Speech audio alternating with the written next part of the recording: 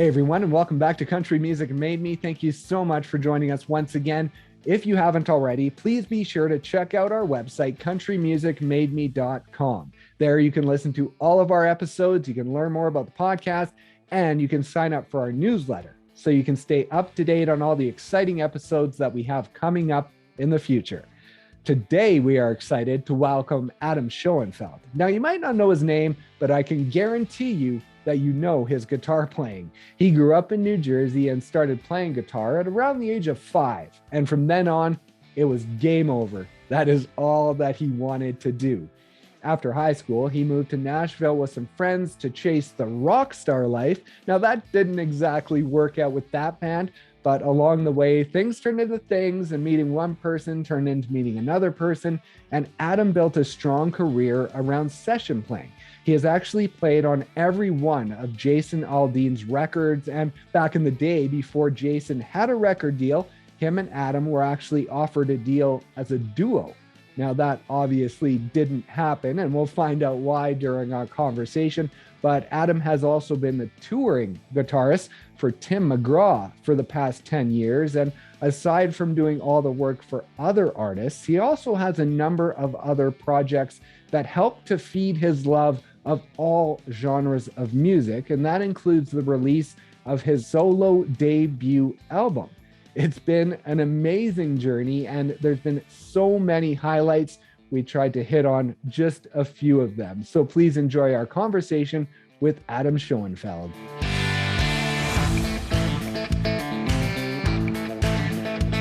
So how many do you have? What does your collection entail? Maybe up to 50, like that. Maybe somewhere in that range. I don't know. I kind of lost count. Yeah, I was going to ask you later, but I'll ask you now. Are you a guitar snob? Like, does it matter how the guitar feels to you? No? Well, yeah. I mean, it matters how it feels to me. As far as that goes, I'm a snob. But as far as like having like the oldest, most expensive, sought after guitar, no. I mean, one of my Desert Island guitars, I got a couple. It cost me $1. And really? If I had to buy one now, it'd probably be $1,200, And the little one that your parents got you when you were 4, is that still kicking around by chance? You know what? I think the body is somewhere, but it is messed up because it was a little acoustic. And then several years later, as a kid, I took all the electronics from my first electric and tried to screw them into the acoustic. I don't remember why, That's awesome. I want to talk about that early part of your journey, because I think that's so fascinating how guitar like took hold for you at such a young age. And I've heard you talk about the fact that your parents weren't overly musical. They listened to music, but they didn't necessarily play. But you had grandpa and uncles who were more in the jazz realm. Yeah, so, wow, you did your research. Yeah. Yes, I love my research. And so did they influence the musicality within you at all? Or was it more just the records that your parents were playing that really caught your attention? I think my grandfather, so my uncles were the jazzers. One was upright bass, one was piano. And my grandfather was more classical piano. Right. While they weren't like immediate influences on me, I always remembered my grandfather playing piano at his house and also doing four hands piano with my great aunt. And my uncles, the way they inspired me was my piano playing uncle who bought me a Kevin Eubanks record before he was the host of the Late Show Band the Late Show Band. So more inspired me that way. So, but yeah, I would say mostly the music I had around at the house for sure really is what did it. Like Peter Frampton Comes Alive and Beatles records and Stevie Wonder Songs in the Key of Life. Those records my parents had, so they were always spinning those. And your parents bought you a guitar at 4 or 5 because of how you were jumping around and playing air guitar to those records. And so at this point in your life, do you still remember that feeling that you had back then? A little bit, because, what I gravitated towards when I was younger, I think on those records was actually the sound of the audience was kind of the first thing that hooked me. Frampton Comes Alive, that record, I remember the sound of that audience kind of got in me as much as the music did. And my father brought home a record. It was Eric Clapton, Just One Night, a live record. Oh, okay. And I could recite the moments, where he called out a band member and the audience made a noise just as much as I could the singing and the music. And so these days, I mean, we'll get more into it later, but with the session playing and with the live playing, is there a real disconnect between those two things and the feelings that you get between both of them? Not really a disconnect. I wouldn't say that. I know I'm having a good time in the studio when my butt's coming off the chair and I'm playing the solo and I'm jumping around, and the song gets done. I look around going, did anyone see that? I can feel it just as much, there becomes a routine to both.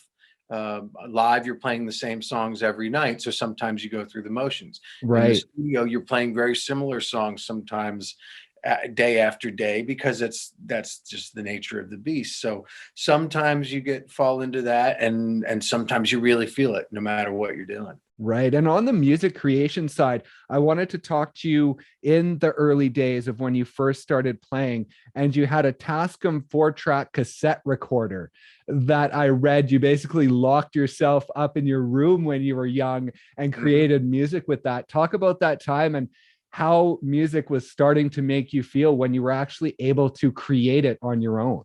Oh man, it was an addiction. It really was. I would, if I was home during the day, if there was no school, if it was summer, I'd go downstairs to the kitchen, I'd grab a sleeve of saltine crackers and a tall glass of orange juice, and I'd bring it back up to my room, and I would just build tracks. I would bounce track after track on that 4-track to where I have 16 tracks. I had a Alesis HR16 drum machine, and I was totally into Yngwie and Steve Vai and all that stuff. So I was tapping, and I've got all these harmonized tapping parts, and my technique, had I continued with that kind of music, by the time I was 30, my technique would have been through the roof. But fortunately and unfortunately, I got in the session world where you didn't need that technique. So it kind of fell to the wayside, And do you have any of were you recording to tape at that point, or how did that work? Yeah, well, so those were cassette recorders. Right. So I have all of those. Do you? I have the 2 mixes of them, and I have the masters. And every once in a while, I haven't pulled the trigger, but I've gotten on eBay so many times looking for the exact Tascams, because a couple of them, they had different speeds, so they wouldn't, so I had looked for the one, I just never pulled the trigger. That would be really a long process to take all those tapes and put them into Pro Tools, which I'd love to do to preserve them, but yeah, what a job, And it would be awesome. You have your debut album out now, but in future works, you could take that and sample it to some of your current work. That'd be awesome. That's a great idea. I never even thought about that. That's pretty cool. Yeah. That would be awesome. And so let's talk about the guitar playing. From about age 5 to age 14, it was guitar lessons. During that time, did it come natural for you, or did you really have to work during that time to hone that craft? Well, I don't remember. I'm sure it wasn't completely easy, but I loved it so much it didn't matter. Right. That just kind of overshadowed it. There was nothing that was going to stop me from playing guitar. So I really don't remember if it was difficult. I'd have to ask my old guitar teacher, Scott Pensack. He might remember. So. And you started writing at the age of 14. Now, how did it move into that? As a guitar player, you're more based around the music, right? So how did it evolve into the songwriting at 14? Boy, again, wow, what a great question. I guess it happened the way it still happens, which is that's completely naturally. You get inspired by something. And I think if you have music in you and you have words or a thought or emotion come to you, you almost can't help but put it into a poem or is a song, same thing. So yeah, I can't remember yesterday. So that's a hard question. And at that age, when you're getting into the songwriting now, you're really getting into the playing.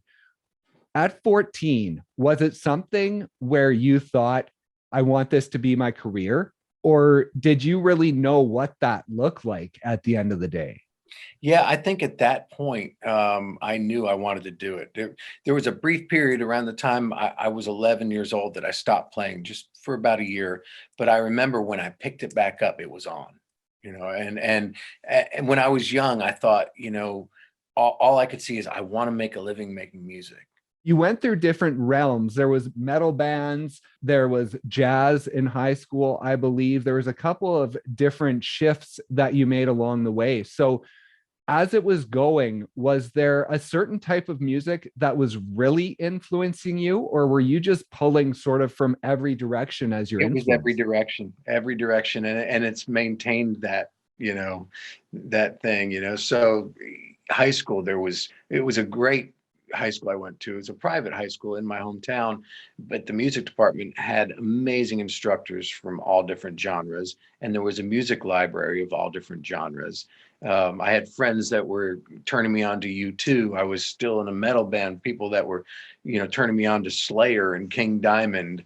Then I was getting turned on to John Coltrane, and another great record my dad had that I heard as a kid was Miles Davis' Kind of Blue.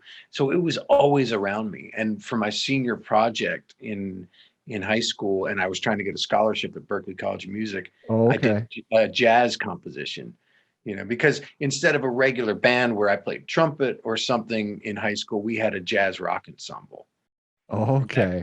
That consisted of a drummer, bass player, keyboard player, and some horn players, and those were all the students, and me on guitar, and then the instructors. So it was just a broad spectrum of music. And even in the last 5 years, I've had my kind of punk rock band called Digital Brains, which is more the Foo Fighters inspired. I've had Suncat with Katie, which is really kind of comes across as a 70s California country-ish, almost Americana. It would be country. And then my stuff, which I have no idea where that fits genre.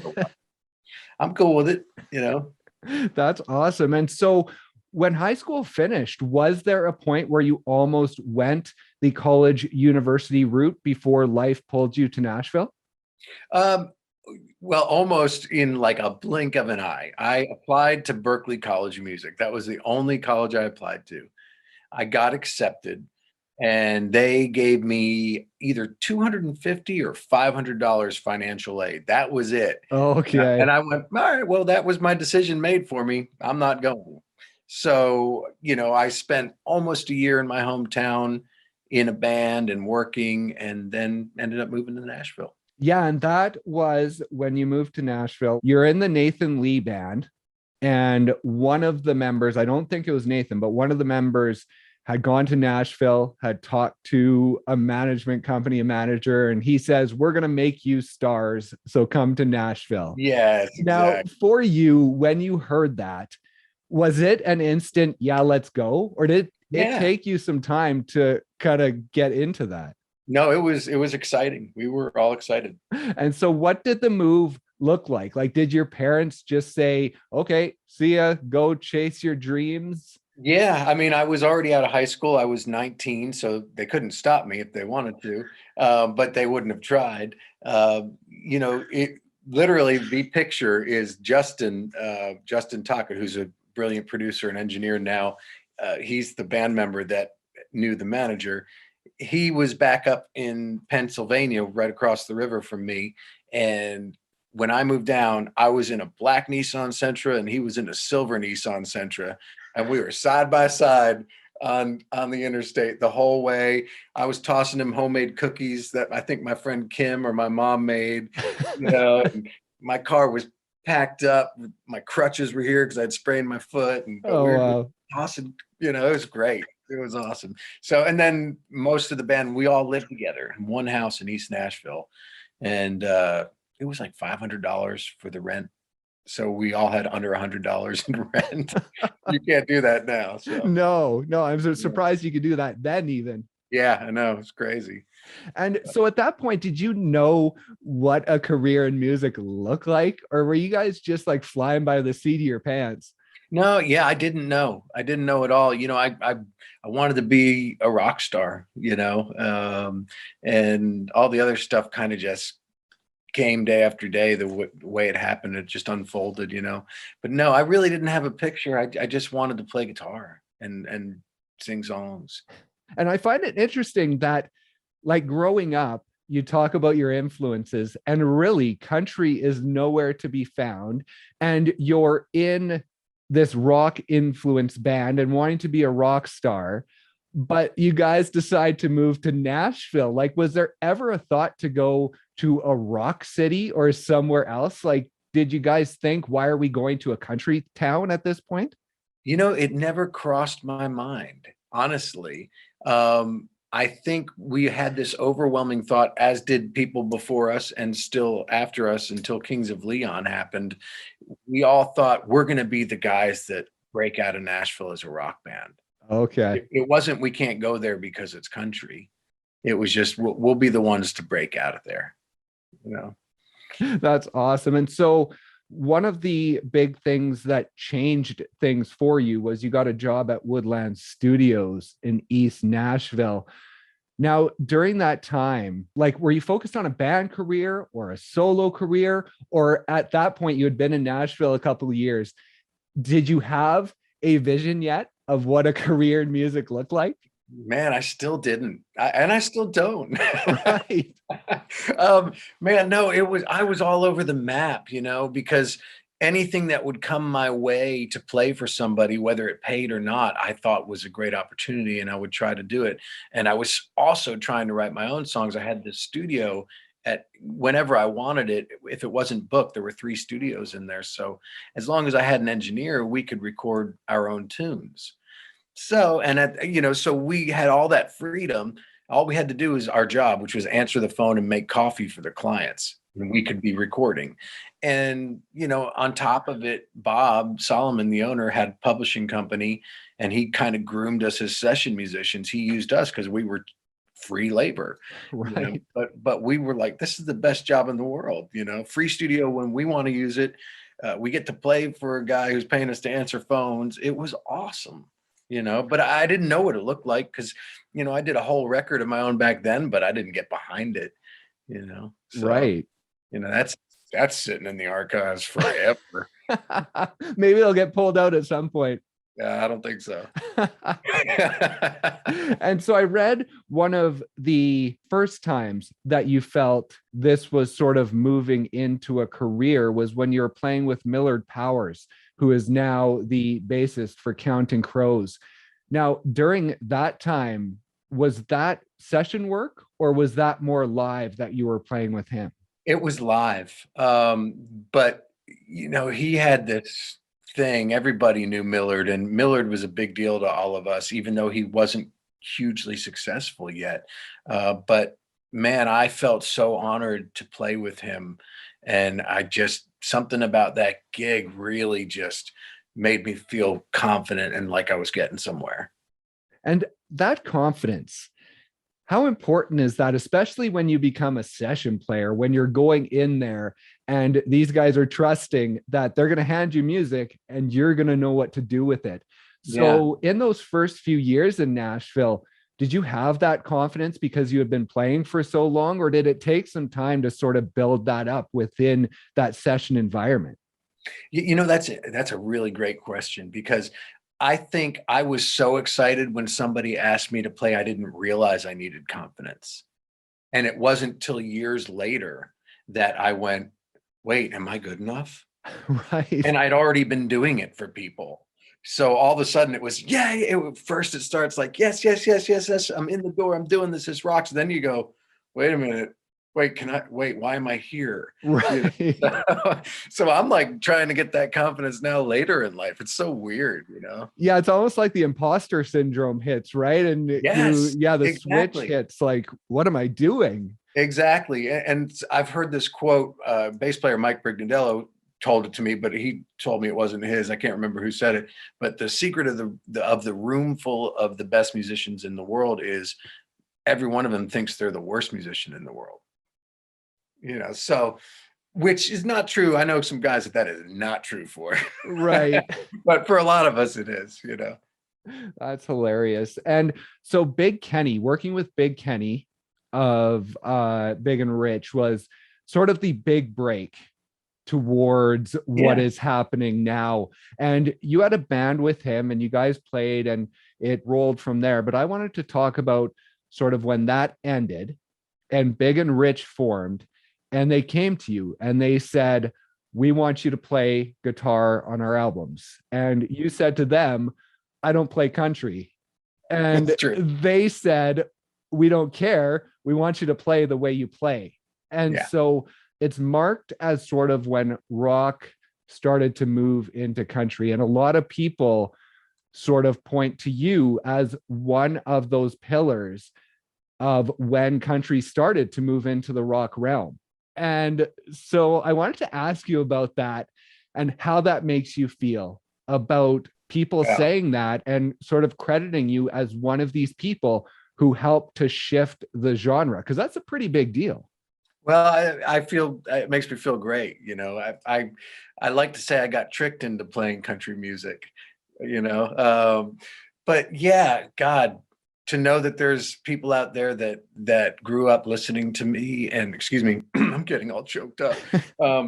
But you know, people that I influenced that really pulled that out of it and liked that rock element I brought. That's awesome. It's awesome when, you know, as a sideman, you don't get all the grats the singers and the artists get, but when you get that message or that slap on the back from somebody you've inspired, it's priceless.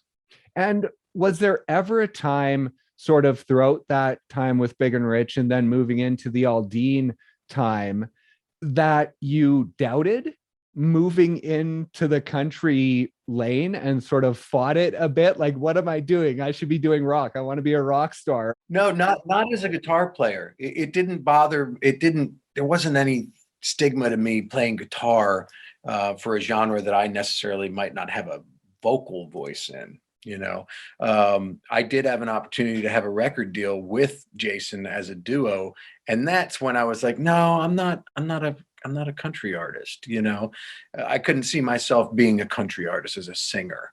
You know, but as a guitar player, no, it didn't really occur to me. And now, country has gotten so many different genres smushed into it. I'm actually like, wow, okay, this is what I wanted. I wanted to play just music. And to me, that's what it is. I think genre is more of a musical or a lyrical term. Right. Yeah. So, you know, I might be playing on a country record and half the songs might not have a country lyric per se. You know, the trucks and the cut off jeans and the boots and you know, that to me is country. But you take away those words and it's just music, you know. Right. And you talk about that duel with Aldean. I read about that and I didn't know if you were joking or not. What did that look like? Well, you know, I was in his showcase band, as were his main guys right now. Yeah. And I was playing acoustic and singing background vocals. And it was after one of those showcases that I got a phone call saying, hey, we got a deal on the table for you and Jason as a duo right now, if you want to do it. And they gave me Jason's number and we talked, and I had a band going that I really liked called Stroller at the time. And I was just like, man, I don't want to do it. And in a way I'm glad I didn't, because it may not have worked. Of course, John and Kenny and Big and Rich and Brooks and Dunn would have been our competition, and we were much better looking than all of them. So you know, we would have slayed them, you know. That's hilarious. And what has it been like being with Jason throughout this entire journey? Like you say, being in his showcase band before anyone was paying attention, and now going through, what has it been, 10 albums with him throughout this journey? What has that been like to see him grow?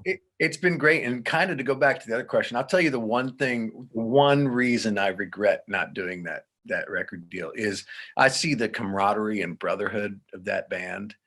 And, you know, until recently, I hadn't had that, you know, right. Again. And I wish I was part of that. But back to the new question, just the whole ride watching it is great. You know, I got a song cut on one of the records. It wasn't a single. And watching his guys get songs cut and them grow and having a record company with Jason and all that stuff. It's just great. It's awesome.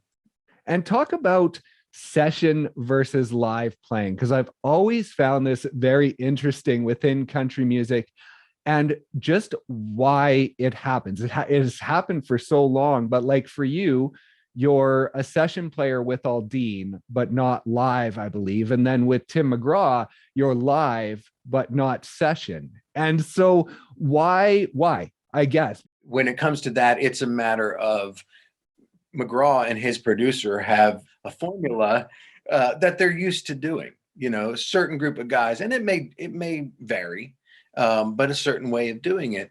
And same with Jason. Interestingly enough, there's a guy in his road band that was on the first record, but he hasn't been on any other record since.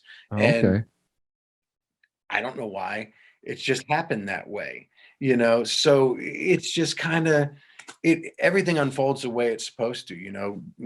Michael Knox, God love him, Jason's producer, he swears by using me and Kurt together, thankfully, and that's the formula for the Jason records. And whereas, with McGraw, his formula is the last few records is David Levita, one of our live guys, and sometimes Michael Landau, one of my favorite guitar players, sometimes other guys from Nashville. And, there's 3 guys that have been in Tim's band for 20 plus years that have only played on a couple records. Oh, so, wow. It's just different for every camp, and it isn't a matter of if you're good enough. There are road musicians, I think, that don't necessarily get how to operate in the studio, and sometimes it's just a personality thing. Sometimes it's the ability to come up with parts. They might be great at copying parts for live, but not as good at coming up with them. Is there a passion within the studio that gets lost when you're simply playing parts, or when you're on stage playing the same things every night? Yeah, there can be, absolutely. And you just have to find tricks to fix that. One of the things that most caused a rebirth for me in my passion for studio work is doing my own records. Mm-hmm. It was recapturing my own passion. So anytime I'm in the studio and I might feel like I'm having one of those days where I've played this song before, blah, blah, blah, my brain can go, wait a minute, this song means as much to the person behind that glass as mine does to me. So it doesn't matter what I feel right now. I need to do the best I can do. And your own music that is going to be released later in January. You have your debut solo album called All the Birds Sing. Now, I read that 2019, this sort of began as you sort of getting into creation mode. But at what point did it click into being a solo project and actually turning into an album? Yeah, actually, you know what? Again, going back to the last question, I hit a major crossroads on a session one night in Nashville where I haven't really told anybody this, but or anybody in public. I couldn't even put my hands down on the guitar neck, and I felt like I had nothing to give, and I left. And Oh, thankfully, really? it was working for somebody I knew, and it was just me and him. And I left thinking I would never do another recording session ever again. And I wrote a song called My Heart Don't Beat Like It Used to Beat, which made me go, okay, I'm starting a record. That's what I need to do. And I already had 2 songs from the new record. Ironically, My Heart Don't Beat did not make the cut for the record. My producer, Katie, my wife, said, it's just not as good as the rest. I'm like, all right, but it was the catalyst, and that's what launched it, man. But since I started working on it, all the other stuff, I never look back. Playing sessions again, it's great. And, you do anything for a long time, you're gonna run into a wall. Right. Yeah. Eventually, so. And on the writing side, as life got busy and you started doing this session stuff, what has songwriting looked like for you over the last few years and heading into this project? Was it still a bit of a focus, or did it take a back seat until you moved into this new project? Well, songwriting for other people and the Nashville game of songwriting kind of dwindled away from me. And I never fully chased it, even after my hit with Faith. I chased it a little bit, But again, I had to write from more of a producer standpoint on that stuff. I'm not the guy that's going to spit out the country lyric. And I just got to the spot where I went, you know what? I want to write what I love. I want to write what feels good for me in the moment. And I do a lot less of the Nashville writing now. And I'm cool with it. If something breaks through and for some, straight up the middle country artist, that's great, but I'm not chasing that. I'm chasing what makes me happy. And that's all I want to chase now. Yeah. And with the new album, I read that basically every song but one is pulling from personal inspiration within your life. And so when you were writing this, like, how cathartic was it? How therapeutic was it in writing it and pulling from all these personal areas? But then also when you release it, how sort of naked do you feel in allowing these emotions to come out to the world? Man, it was beyond therapeutic. I feel like a different person now that it's done. It needed to happen for me. And I really think it being so personal to me is part of the reason I'm able to stand behind it, and have the confidence to put it out, because I know every word of it is true. And I also think there's a message in there for the people that listen. Somewhere in my lyrics, there's going to be something somebody's going to hear and go, oh, and it can help them, because it helped me. I didn't realize it was helping me until, it was done and I listened to the whole thing. And I'm like, oh, wow. Okay. And when you do listen to the whole thing, when it's done, you've obviously been neck deep in it the entire time. So it's not necessarily going to be surprising to you when you hear the finished product in its entirety. But when you're taking that first listen, are you sitting there with a critical mind, or are you allowing yourself to just let go and just listen in a very calm state and not be that critical mind towards it? It takes a while to get rid of the critical mindset, but you have to be done with something. Right. A record's never done, unless you just can separate yourself. And honestly, I hadn't listened to it all in line in a while. And I listened to it all again the other day for the first time, completely not critical, because I had to get some CDs printed up for just sending off to people. So I had one in my car. I'm like, I'll put it in. And it was the first time I'd really put it on a CD in my car. And I just enjoyed it. And it was cool, and what I didn't know until I was done with it is there's these interconnecting lyrics in all the songs. I didn't even know I was doing that, and closing the album with Norwegian Wood, the Beatles. Yeah. That was out of the blue that I recorded that. And it didn't strike me until I was coming up with the song order that the actual title of that song is Norwegian Wood, This Bird Is Flown. I forgot about that part of the title. I'm like, wow. And I had already chosen it for the last song. I had already made up my mind it was going to be the last song. Oh, okay. So here I am, All the Birds Sing with This Bird Is Flown as the last title. It just all, there's a cohesiveness to the record that I didn't realize I was doing. And I'm really proud of that, and I owe Katie that, and Steve, who mixed it. And my friend Mike, who mixed one of the songs too. They really made it come together. That's sure. Awesome. And you played basically every instrument on the album. You brought in some help on the strings, and then some of the tracks that you wanted a certain sound on the drums, you brought in some drummers, but for the most part, you're playing everything. And so what was that like in the creation of this, of being just fully immersed in everything? It was great. I don't know if I'd do it again. But I loved it. And there were several times I'd say to Katie, I just need to hire a band and retract this. And she'd say, no. Because we had done a Suncat record where we had done most of it like that, where I did all the tracks, including fake drums. And then we just added real drums from a drummer afterward. Oh, okay. So she fell in love with how I built tracks, but yeah, it was pretty interesting. And I feel I'm really proud of myself. There's 2 tunes on there that are completely, the ones that are totally me are Lose to Win and Pave Those Highways. And I'm proud. When I listen to them, I go, wow, that's all me. That's pretty cool. And so how many instruments do you play? I play bass. I play little drums when it's an easy groove, one that I don't have to fix in Pro Tools. Right. And keyboards, bass. I used to play trumpet. I could probably squeak out something on a horn if I had to.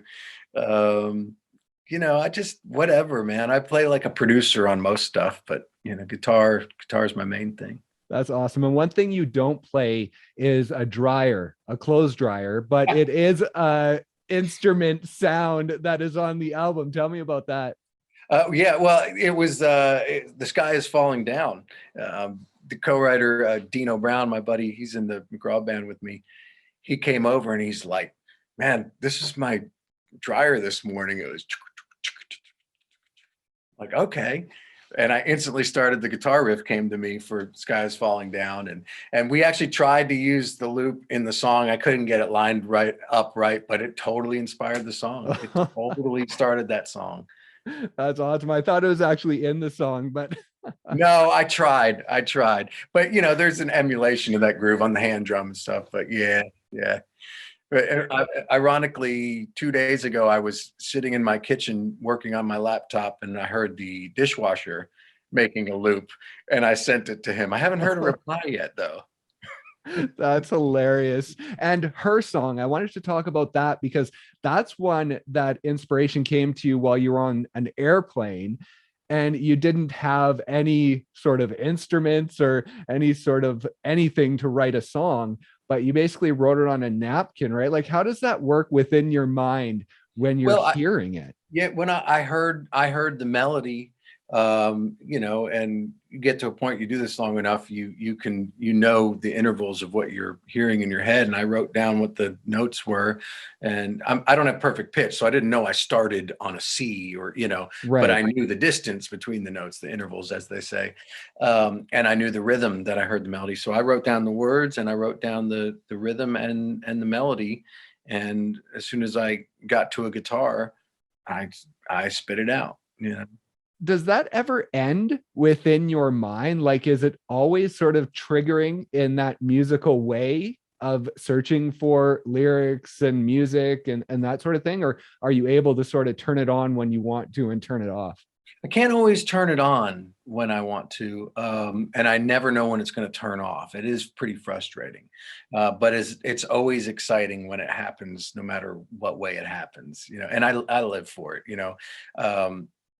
going out on the road with I can't wait to go out on the road again this year, because I just know one of the reasons is as soon as I have motion, my brain just start grabbing stuff, and you start hearing things from other people's lives and friends' lives. You're hanging on the bus with people you meet, random people, it's just like you see somebody on the street, whatever. There's just so much inspiration out there waiting.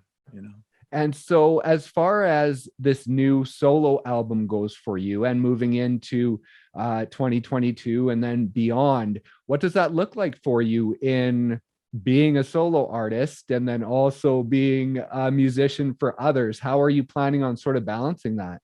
Well, I'm just going to juggle it, man. I'm working on a plan right now to figure out how I can weave it all together. I'd like to be doing a lot of my own shows at the end of this year. When we're done doing the McGraw tour, it would be nice. And I may be doing some stuff out, taking advantage of where we're placed in the country with McGraw, and I might hop on some stuff out there too.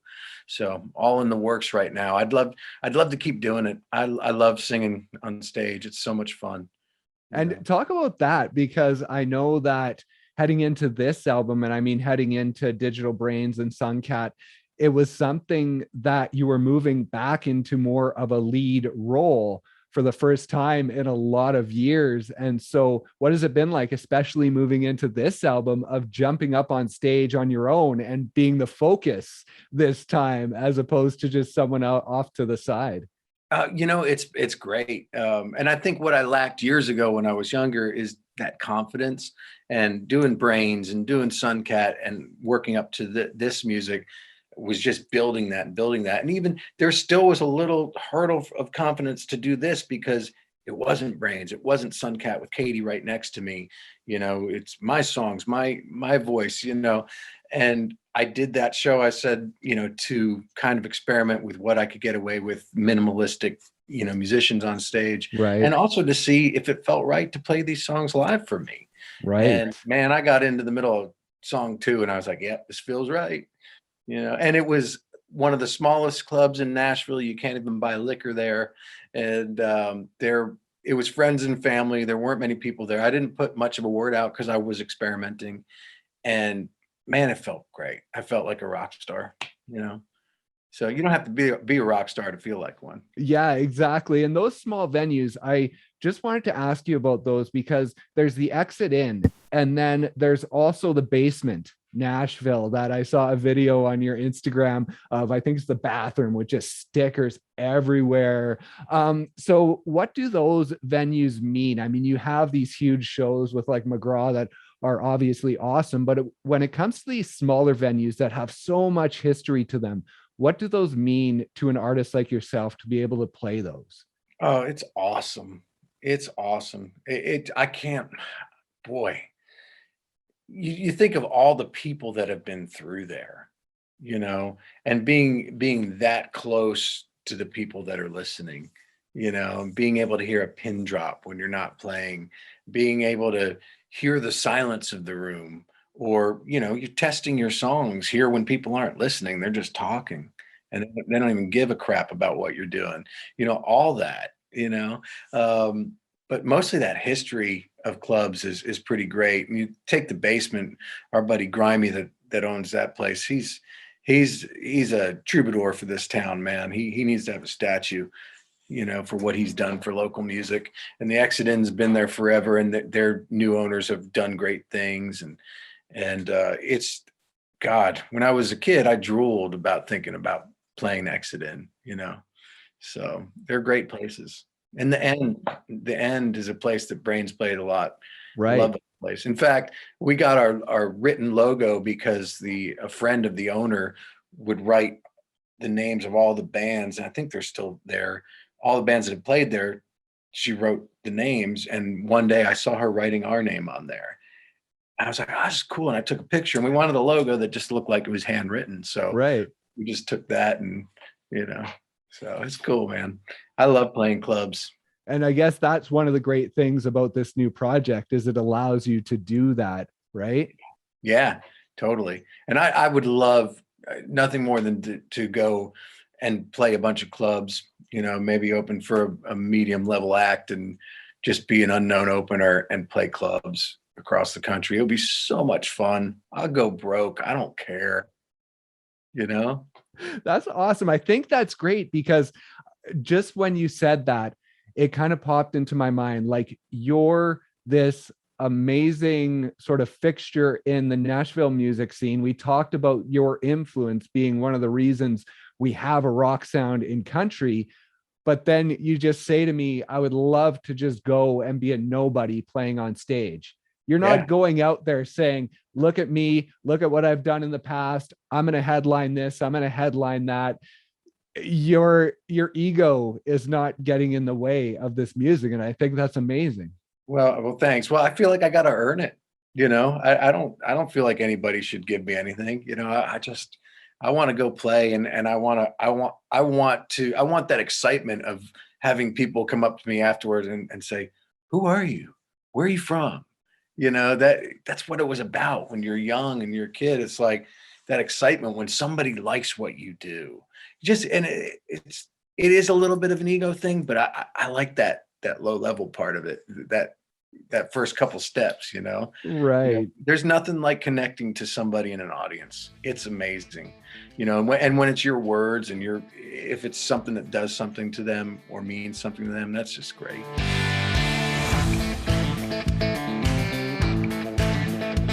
Thank you once again for listening, and thank you to Adam for stopping by and sharing his story. please be sure to check out his debut album, All the Birds Sing. Please also be sure to check out our website, countrymusicmademe.com. There you can listen to all of our episodes, you can learn more about the podcast, and you can sign up for our newsletter so you can stay up to date on all the exciting episodes we have coming up in the future. Thanks once again so much for joining us, and we'll see you next time on Country Music Made Me.